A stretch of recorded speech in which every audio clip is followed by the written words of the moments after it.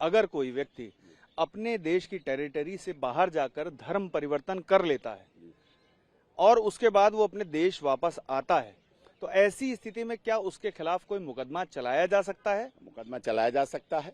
और अगर वो दूसरे देश में जाकर के, मतलब कि यहाँ शादीशुदा थी अंजू, हिंदू मैरिज एक्ट के तहत उनकी स्पेशल मैरिज एक्ट के तहत उनकी शादी हुई थी, और वहां जाकर उन्होंने धर्म बदलकर फिर एक बार शादी कर ली, तो क्या ऐसी स्थिति में उनके पति की ओर से जो मुकदमा किया गया है वो अभी लंबा चलेगा, स्टैंड करेगा, पूरा चलेगा? पहले वो बाय बर्थ हिंदू थी, उसके बाद क्रिश्चियनिज्म ग्रहण किया, उसके बाद पाकिस्तान में जाके उसने इस्लाम धर्म ग्रहण किया। तो 3 धर्मों का तो उन्होंने किया है। अब एक सिख धर्म बचता था, नहीं तो सर्वधर्म संभाव हो जाता। तो अब उसके बाद जहां कानून भी चलेगा, कोर्ट भी चलेगी, उनके पति के केस में वजन है। और दूसरी बात उन्होंने और एक ग्राउंड ली कि बच्चों को लेने आई।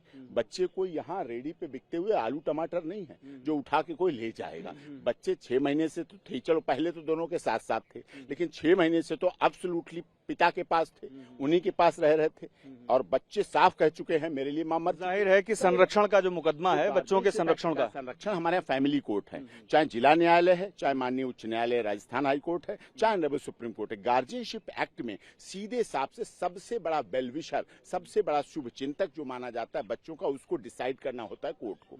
वो माता भी हो सकती, पिता भी हो सकता, दादा दादी भी, नाना नानी भी हो सकते हैं। तो फैमिली कोर्ट गार्जियनशिप एक्ट में कहती बच्चे का संरक्षण, सुरक्षा, शिक्षा, स्वास्थ्य, उसका भविष्य कहाँ सुरक्षित है, बच्चे का मन क्या है, बच्चे से पूछा जाता है, काउंसलिंग होती है, बाकायदा सेशन चलता है, काउंसलर बैठे होते हैं, बच्चों के लिए काउंसलर बैठे होते हैं, वो बात करते हैं कैसे क्या करते हैं। कई केसों में हमने देखा है बच्चे माता पिता के पास नहीं रहते, दादा दादी के पास जाएंगे, नाना नानी को, तो उनका मेंटेन भी करती है और संरक्षण भी देती है और कोर्ट उसको करती है। एक अंतिम सवाल मेरा कि अगर इन परिस्थितियों के दौरान अंजू की जो एक्टिविटीज हैं वो संदेहास्पद पाई जाती हैं, तो ऐसी स्थिति में क्या जो जांच एजेंसियां हैं वो भी उनके खिलाफ कार्रवाई कर सकती हैं? जांच एजेंसियां भी करेंगी। ऐसों के खिलाफ एनएसए राष्ट्रीय सुरक्षा के लिए खतरा हुई, जानबूझ के वहां गई, प्लान बना के गई, तो राष्ट्रीय सुरक्षा के लिए भी खतरा है, देश के लिए भी देशद्रोह है ये, और देश के लिए बहुत कुछ गलत कर। देशद्रोह कैसे हो सकता है? देशद्रोह, देशभक्त थी, भारत थी,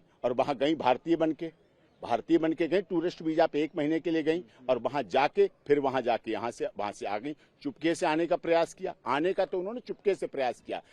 तो आपका खोजी पत्रकार था टीवी 9 पर, तो जो पकड़ लिया वहां पे, और जो चीजें प्रेस रिलीज फिर जारी करनी, सुरक्षा एजेंसी ने प्रेस रिलीज जारी। पाकिस्तान से जो सीमा उन्होंने आई वो मतलब बॉर्डर क्रॉस करके आई, वो तो वैलिड वीजा के तहत था, हर वैलिड है, लेकिन वैलिड ये मामला वैलिड वाला नहीं था। ये तो चर्चा हुई ना, फिर वहां से फोटो खूब डालती थी ना, लोगों के साथ प्रॉपर्टी के पेपर ले रही, फोटो खींच रहे थे ना, वो आए ना भारत की, हर न्यूज चैनल की टेबल पे रखे थे।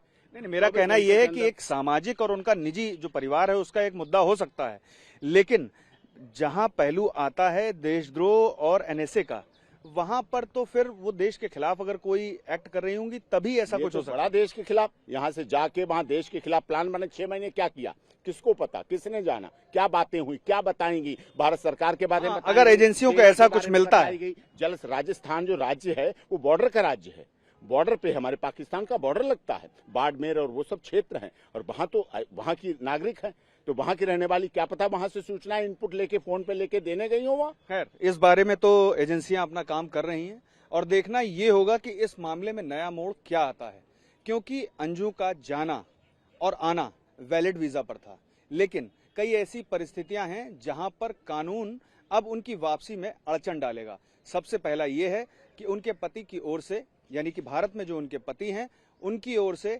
मुकदमा दर्ज कराया गया है कि उन्होंने पड़ोसी देश में जाकर के दूसरा धर्म ग्रहण किया और साथ में ही शादी भी दूसरी कर ली, जबकि हिंदू मैरिज एक्ट के तहत बिना तलाक लिए शादी नहीं की जा सकती थी।